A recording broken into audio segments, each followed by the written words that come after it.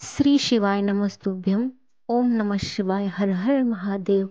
ओम त्र्यंबकं यजामहे सुगंधिं पुष्टिवर्धनम् उर्वारुकमिव बन्धनान् मृत्योर्मोक्षीयमामृतात्.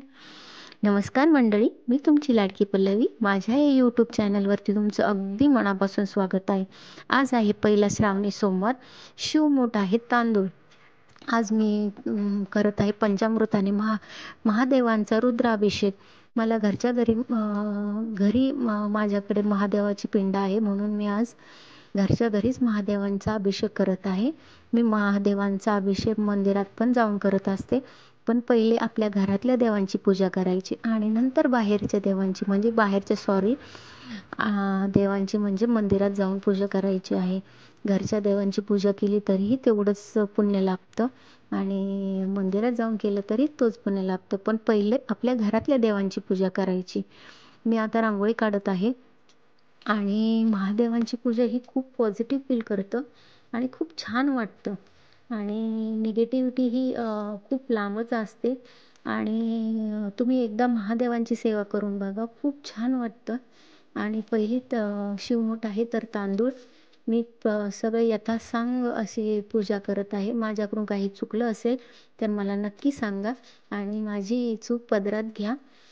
आता महादेवांची सेवा करताना ओम नमः शिवाय, ओम नमः शिवाय, ओम नमः शिवाय म्हणू शकता, नाहीतर श्री शिवाय नमस्तुभ्यं हा पण जाप करू शकता तुम्ही.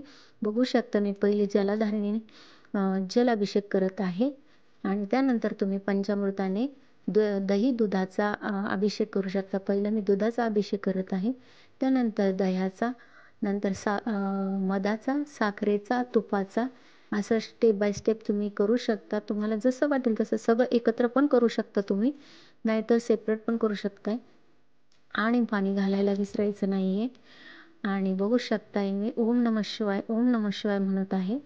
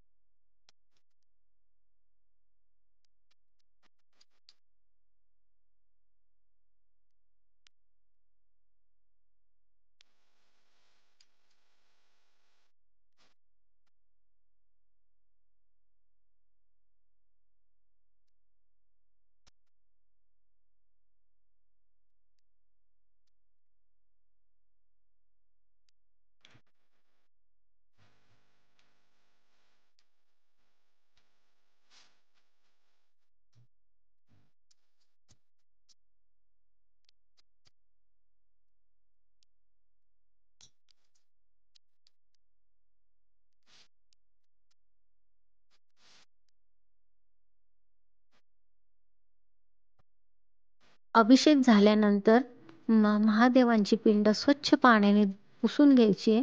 सॉरी, कापडाने पुसून घ्यायची आहे आणि तामणातलं पाणी फेकून द्यायचं नाही आहे. तुम्ही झाडाला घालू शकता आणि थोडंसं घरात शिंपडायचं आहे. हे पॉझिटिव्ह फील वाटतं. आणि तुम्ही बघू शकताय पहिलं भस्म घ्यायचं आहे, भस्म लावायचं. महादेवांना आवडतो असा भस्म लावल्यावरती. हळदी कुंकू व्हायचं नाही आहे. तुम्ही अशोक सुंदरीला हळदी कुंकू वाहू शकता आणि बघू शकता तांदळाची अशी शिवमूठ घ्यायची आहे आणि महादेवांना अर्पण करायची आहे. कारण की आपल्याकडे छोटे महादेव आहेत म्हणून आपण तामणा ठेवलेला आहे. त्यानंतर महादेवांना तुम्ही 11 बेलपत्र वाहू शकता. माझ्याकडे 11 होते म्हणून मी 11 महादेवांना वाहत आहे. आणि ओम नमः शिवाय, ओम नमः शिवाय हे कंटिन्यू बोलायचं आहे.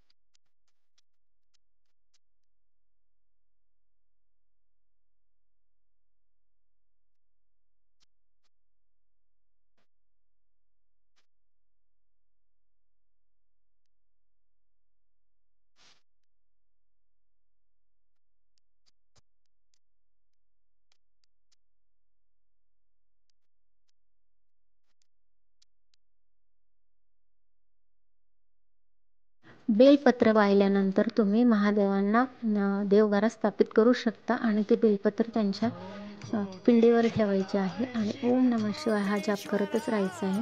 आणि बघू शकताय मी दिवा पण लावलेला आहे आणि मला आता आरती करायची आहे. नाही सॉरी, मला आता शिवलीलामृत वाचायचं आहे. 11वा अध्याय आहे माझ्याकडे, पूर्ण ग्रंथ नाही आहे म्हणून मी 11वा अध्याय वाचणार आहे. तुम्ही पोथी वाचू शकता आणि असं काही नाही कंपल्सरी, पण ज्यांना आवडतं त्यांनी पारायण केलेलं चांगलंच आहे. पारायण केल्याने पॉझिटिव्ह फील होतं आणि घरात पॉझिटिव्हच राहतं. सगळ्या देवांना हळदी कुंकू लावून घ्यायचं आहे. आणि तुम्ही बघू शकता साईडला कॉक्रोच पण आला आहे महादेवांची सेवा करायला आणि पाया पडायला. तुम्ही बघू शकता मी सगळीकडे हळदी कुंकू लावून घेतलेलं आहे. सगळ्या देवांची पूजा केलेली आहे.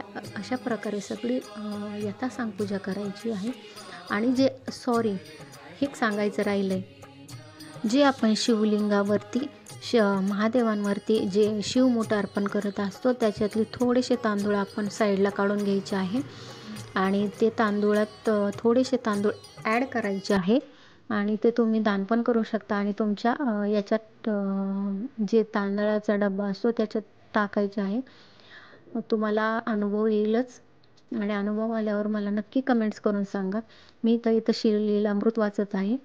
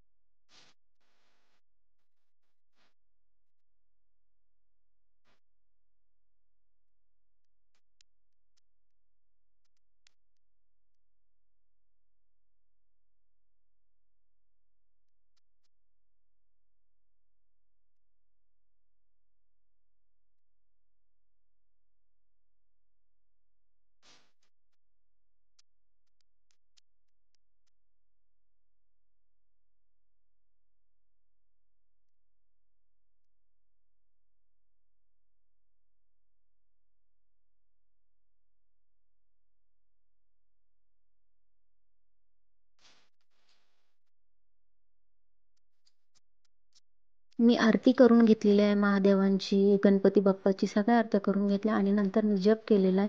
असा होता दिवस आणि थँक्स फॉर वॉचिंग.